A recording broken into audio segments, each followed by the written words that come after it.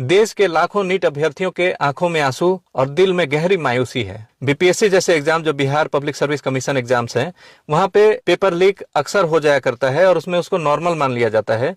लेकिन अब नीट की भी वही स्थिति हो गई है। नीट का एग्जाम 2026 में एक बार फिर से पेपर लीक होने की वजह से कैंसिल हो गया। 2024 में पेपर लीक हुआ था और कुछ हजार बच्चों को फिर से एग्जाम दिलवा के किसी तरह से मामले को रफा दफा कर दिया गया था। नीट के एग्जाम में पेपर लीकेज की स्थिति को देखते हुए ऐसा लग रहा है जैसे नीट एग्जाम को कंडक्ट करने वाले लोग ऑफिसर्स ना होकर प्लम्बर्स हों।